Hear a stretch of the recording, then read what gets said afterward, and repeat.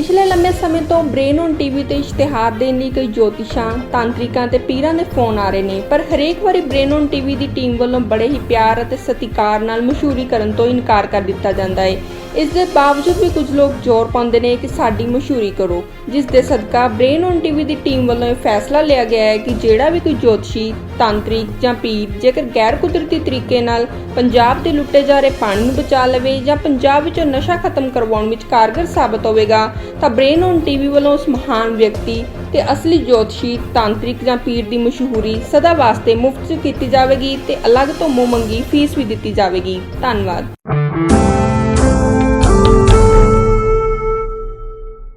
ਭਾਈ ਰਣਜੀਤ ਸਿੰਘ ਜੀ ਨੇ ਇੱਕ ਇਨਕਸ਼ਾਫ ਪਿਛਲੇ ਦਿਨੀ ਕੀਤਾ ਕਿ 267 ਸਰੂਪ ਦੀ ਛਪਾਈ ਚੱਲ ਰਹੀ ਹੈ, ਜਿਹਦੇ ਵਿੱਚੋਂ 125 ਸਰੂਪ ਇਹਨਾਂ ਨੇ ਛਾਪ ਲਏ, ਜਿਹੜਾ ਆਉਣ ਵਾਲੇ ਦਿਨਾਂ ਵਿੱਚ ਇਹ ਕਹਿ ਕੇ ਮਿੱਟੀ ਪਾ ਦੇਣਾ ਕਿ ਜੀ ਇਹ ਤਾਂ ਕਲੈਰੀਕਲ ਮਿਸਟੇਕ ਸੀ, ਲੇਜ਼ਰ ਬੁੱਕਾਂ ਦੇ ਉੱਤੇ ਨਹੀਂ ਚੜ ਸਕਿਆ, ਇਸ ਕਰਕੇ ਅਜਿਹੀ ਕੋਈ ਗੱਲ ਨਹੀਂ। ਮੈਂ ਦੱਸ ਦਿਆਂ ਕਿ ਪਾਵਨ ਸਰੂਪ ਜਿਹੜੇ 267 ਉਹ ਗਾਇਬ ਨਹੀਂ ਹੋਏ, ਰਿਕਾਰਡ ਦੇ ਵਿੱਚ ਹੇਰਾਫੇਰੀ ਹੋਈ ਹੈ ਔਰ ਰਿਕਾਰਡ ਦੇ ਵਿੱਚ ਜਿਹੜੀ ਹੇਰਾਫੇਰੀ ਹੋਈ ਹੈ ਉਹਦੀ ਜਾਂਚ ਚੱਲ ਰਹੀ ਹੈ।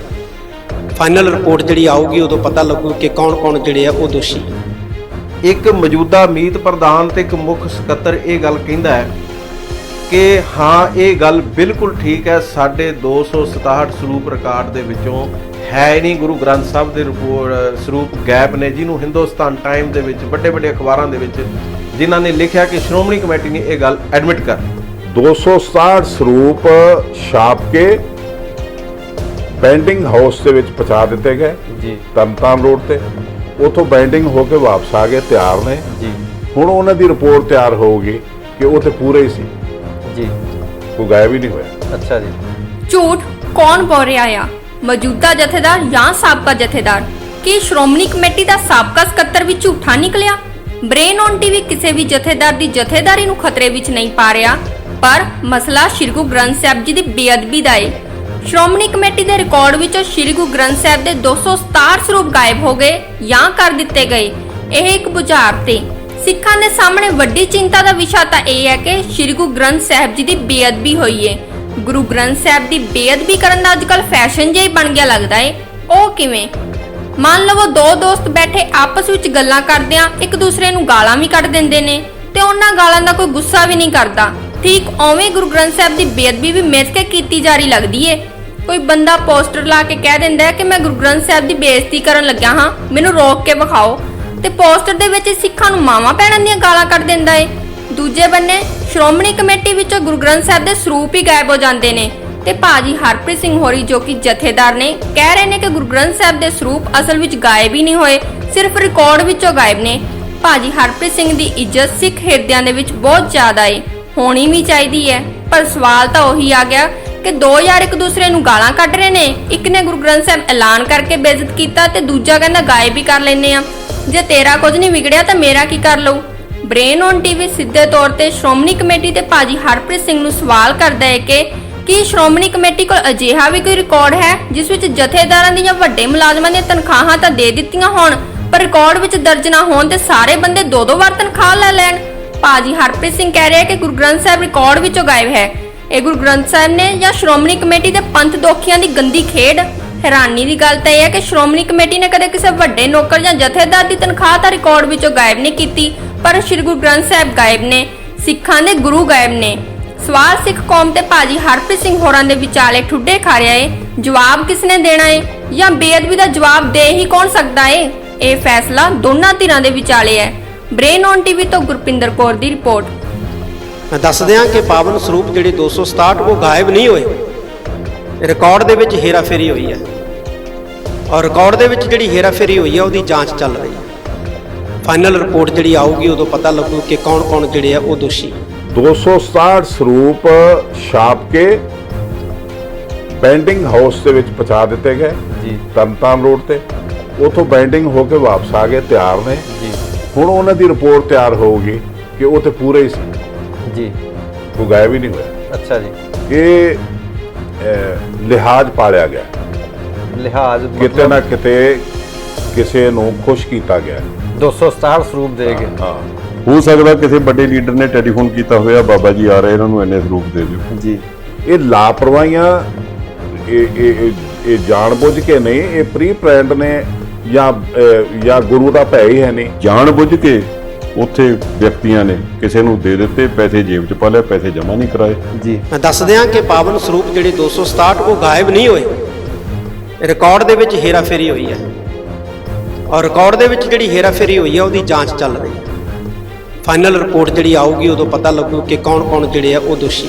ਜਾਣ ਬੁੱਝ ਕੇ ਉੱਥੇ ਵਿਅਕਤੀਆਂ ਨੇ ਕਿਸੇ ਨੂੰ ਦੇ ਦਿੱਤੇ ਪੈਸੇ, ਜੇਬ 'ਚ ਪਾ ਲਿਆ, ਪੈਸੇ ਜਮ੍ਹਾਂ ਨਹੀਂ ਕਰਾਏ। ਜੀ ਤੇ ਜਿਹੜੀਆਂ ਗੋਇੰਦਵਾਲ ਗੱਡੀਆਂ ਗਈਆਂ ਬਿਨਾਂ ਆਰਡਰ ਤੋਂ ਗੱਡੀਆਂ ਨਹੀਂ ਜਾ ਸਕਦੀਆਂ। ਜੀ ਆਰਡਰ ਬੁੱਕ ਦੇ ਵਿੱਚ ਉਹਦਾ ਆਰਡਰ ਹੋਊਗਾ, ਆਰਡਰ ਬੁੱਕਾਂ ਤਲਬ ਕਰ ਲੈਣੀਆਂ ਚਾਹੀਦੀਆਂ। ਜੀ ਆਰਡਰ ਬੁੱਕਾਂ ਦੇ ਵਿੱਚ ਹੀ ਆਰਡਰ ਹੁੰਦਾ ਵੀ ਇਹਦੇ ਨਾਲ ਡਰਾਈਵਰ ਕਿਹੜਾ ਜਾਊਗਾ, ਅਧਿਕਾਰੀ ਕਿਹੜਾ ਜਾਊਗਾ। ਜੀ ਉਹ ਸਾਰਾ ਕੁਝ ਮਿਲ ਜਾਣਾ, ਕਿੰਨੀਆਂ ਗੱਡੀਆਂ ਗਈਆਂ, ਕਿੰਨੇ ਡਰਾਈਵਰ ਗਏ, ਜੀ ਕਿਹੜਾ ਅਧਿਕਾਰੀ ਨਾਲ ਗਿਆ, ਸਾਰਾ ਕੁਝ ਮਿਲ ਜਾਣਾ। ਲੇਕਿਨ ਅੱਜ ਜਿਹੜਾ ਜੋ ਕੁਝ ਹੋ ਰਿਹਾ ਆ ਉਹਦਾ ਰਿਜ਼ਲਟ ਬੜਾ ਮਾੜਾ ਆਉਣ ਵਾਲਾ ਹੈ। ਉਹ ਨਮੋਸ਼ੀ ਵਾਲਾ ਹੈ, ਉਹ ਸਿੱਖਾਂ ਨੂੰ ਬੇਵਕੂਫ ਬਣਾਉਣ ਵਾਲਾ ਹੈ, ਉਹ ਗੁਰੂ ਨਾਲ ਮਜ਼ਾਕ ਕਰਨ ਵਾਲਾ ਹੈ। ਜੀ 267 ਸਰੂਪ ਛਾਪ ਕੇ ਬੈਂਡਿੰਗ ਹਾਊਸ ਦੇ ਵਿੱਚ ਪਹੁੰਚਾ ਦਿੱਤੇ ਗਏ ਜੀ ਤਰਨਤਾਰਨ ਰੋਡ ਤੇ। ਉਥੋਂ ਬੈਂਡਿੰਗ ਹੋ ਕੇ ਵਾਪਸ ਆ ਗਏ, ਤਿਆਰ ਨੇ। ਜੀ ਹੁਣ ਉਹਨਾਂ ਦੀ ਰਿਪੋਰਟ ਤਿਆਰ ਹੋਊਗੀ ਕਿ ਉਹ ਤੇ ਪੂਰੇ ਹੀ ਸੀ, ਜੀ ਕੋਈ ਗਾਇਬ ਹੀ ਨਹੀਂ ਹੋਇਆ। ਅੱਛਾ ਜੀ, ਇਹ ਰਿਜ਼ਲਟ ਆਊਗਾ ਹੁਣ ਇਨਕੁਆਰੀ ਦੇ ਵਿੱਚ। ਹਾਂ, ਇਹ ਹੋਣ ਜਾ ਰਿਹਾ ਸਾਡੇ ਨਾਲ। ਇਹ 267 ਸਰੂਪ ਨਵੇਂ ਛਾਪਣਗੇ। ਛਾਪਣਗੇ ਨਹੀਂ, ਛਾਪ ਲੈ ਬੈਂਡਿੰਗ ਹਾਊਸ 'ਚ ਗਏ ਤਰਨਤਾਰਨ, ਜੀ ਉਥੋਂ ਬੈਂਡਿੰਗ ਹੋ ਕੇ ਵਾਪਸ ਆ ਗਏ। ਜੀ ਜਿਹੜੀ ਮੰਨ ਲਓ ਛਪਾਈ ਹੋਈ ਆ ਤਾਂ ਇਹਦਾ ਕੋਈ ਹਿਸਾਬ ਦਾ ਨਹੀਂ ਲੱਗ ਸਕਦਾ ਕਿ ਕਿੰਨੇ ਪੇਪਰ ਕਿੱਦਾਂ ਆਏ, ਕਿੰਨੇ ਛਪਾਈ ਦਾ ਕੁਝ। ਦੇਖੋ ਇਹ ਜਦੋਂ ਪਹਿਲਾਂ ਛਪਦੇ ਆ ਸਰੂਪ ਤੇ ਉੱਥੇ ਨੰਬਰ ਲੱਗਦਾ ਆ, ਸੀਰੀਅਲ ਨੰਬਰ ਲੱਗਦਾ। ਪਰ ਜੇ ਤੁਹਾਡੀ ਨੀਅਤ ਬਾਧਿਆ ਤੇ ਨਾ ਲਾਓ ਜੀ, ਕਿ ਪੁੱਛਣ ਵਾਲਾ ਕੌਣ ਹੈ। ਜੀ ਜੀ ਜੀ ਜਦੋਂ ਤੁਸੀਂ ਮਾਲਕ ਆਪ ਹੋ, ਗੁਰੂ ਗ੍ਰੰਥ ਸਾਹਿਬ ਦੀ ਛਪਾਈ ਦੀ ਜਿਹੜਾ ਪੇਪਰ ਆਉਂਦਾ ਹੈ, 2 ਟਰੱਕ ਆਉਂਦਾ, ਇੱਕ ਦੇ ਪੈਸੇ ਜਾਂਦੇ ਆ, ਟਰੱਕ ਨਹੀਂ ਆਉਂਦਾ। ਜੇ ਇਹ ਹਰਾਮਪੁਰਾ ਹੋ ਸਕਦਾ ਹੈ, ਇਹ ਖਾ ਸਕਦੇ ਨੇ, ਤੇ ਇਹ ਕਿਉਂ ਨਹੀਂ ਹੋ ਸਕਦਾ ਜੀ? ਤੇ ਇਹ ਛਾਪੇ ਗਏ ਨੇ। ਹੋ ਸਕਦਾ ਸੀਰੀਅਲ ਨੰਬਰ ਉਹ ਪਾਏ ਹੋਣ ਪਹਿਲੇ ਜੀ, ਤੇ ਜਿਹੜੇ ਘਟੇ ਨੇ। ਲੇਕਿਨ ਇਹ ਹੋ ਚੁੱਕਾ। ਇਹ ਹੁਣ ਇਹ ਕਦੋਂ ਸਿੱਖ ਕੌਮ ਨੂੰ ਬੇਵਕੂਫ ਬਣਾਉਂਦੇ ਨੇ, ਮੈਂ ਉਹਦੀ ਵੇਟ ਕਰ ਰਿਹਾ। ਮੈਂ ਦੱਸ ਦਿਆਂ ਕਿ ਪਾਵਨ ਸਰੂਪ ਜਿਹੜੇ 267 ਉਹ ਗਾਇਬ ਨਹੀਂ ਹੋਏ, ਰਿਕਾਰਡ ਦੇ ਵਿੱਚ ਹੇਰਾਫੇਰੀ ਹੋਈ ਹੈ ਔਰ ਰਿਕਾਰਡ ਦੇ ਵਿੱਚ ਜਿਹੜੀ ਹੇਰਾਫੇਰੀ ਹੋਈ ਹੈ ਉਹਦੀ ਜਾਂਚ ਚੱਲ ਰਹੀ ਹੈ। ਫਾਈਨਲ ਰਿਪੋਰਟ ਜਿਹੜੀ ਆਊਗੀ ਉਦੋਂ ਪਤਾ ਲੱਗੂ ਕਿ ਕੌਣ ਜਿਹੜੇ ਆ ਉਹ ਦੋਸ਼ੀ।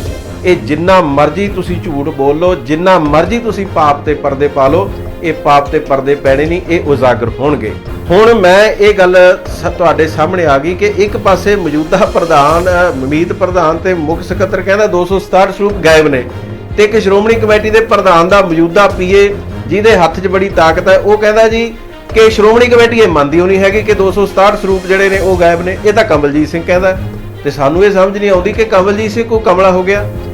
ਫਿਰ ਜੇ ਤੁਹਾਡੇ ਸਿਸਟਮ ਦੇ ਵਿੱਚੋਂ ਸਰੂਪ ਗਾਇਬ ਨਹੀਂ ਤਾਂ ਤੁਹਾਡੀਆਂ ਲਿਖਤਾਂ ਬਾਹਰ ਆ ਗਈਆਂ ਕਿ ਬਾਜ ਸਿੰਘ ਨਾਂ ਦੇ ਅਧਿਕਾਰੀ ਨੂੰ 9 ਲੱਖ ਰੁਪਇਆ ਜੁਰਮਾਨਾ 2014 ਦੇ ਕਰੀਬ ਦੇ ਵਿੱਚ ਹੋਇਆ, ਕਿ ਉਹਨਾਂ ਦੇ ਉੱਤੇ ਵੀ ਇਹ ਇਲਜ਼ਾਮ ਸੀ ਕਿ ਉਹਨਾਂ ਨੇ ਵੀ ਇਸ ਜਗ੍ਹਾ ਦੇ ਉੱਤੇ ਛੇੜਛਾੜ ਕੀਤੀ। ਮੈਂ ਦੱਸ ਦਿਆਂ ਕਿ ਪਾਵਨ ਸਰੂਪ ਜਿਹੜੇ 267 ਉਹ ਗਾਇਬ ਨਹੀਂ ਹੋਏ, ਰਿਕਾਰਡ ਦੇ ਵਿੱਚ ਹੇਰਾਫੇਰੀ ਹੋਈ ਹੈ ਔਰ ਰਿਕਾਰਡ ਦੇ ਵਿੱਚ ਜਿਹੜੀ ਹੇਰਾਫੇਰੀ ਹੋਈ ਹੈ ਉਹਦੀ ਜਾਂਚ ਚੱਲ ਰਹੀ ਹੈ। ਫਾਈਨਲ ਰਿਪੋਰਟ ਜਿਹੜੀ ਆਊਗੀ ਉਦੋਂ ਪਤਾ ਲੱਗੂ ਕਿ ਕੌਣ ਜਿਹੜੇ ਆ ਉਹ ਦੋਸ਼ੀ। ਮੈਂ ਇਹ ਸਵਾਲ ਸਿੱਖ ਸੰਗਤ ਦੀ ਚਰਨਾਂ ਵਿੱਚ ਰੱਖਣਾ ਚਾਹੁੰਦਾ ਕਿ ਜਦੋਂ ਈਸ਼ਰ ਸਿੰਘ ਜਾਂਚ ਕਰਨ ਵਾਸਤੇ ਬੈਠਦਾ, ਉਹਦੇ ਨਾਲ 2 ਸ਼੍ਰੋਮਣੀ ਕਮੇਟੀ ਦੇ ਤਾਕਤਵਰ ਸਕੱਤਰ ਬਹਿ ਜਾਂਦੇ ਨੇ।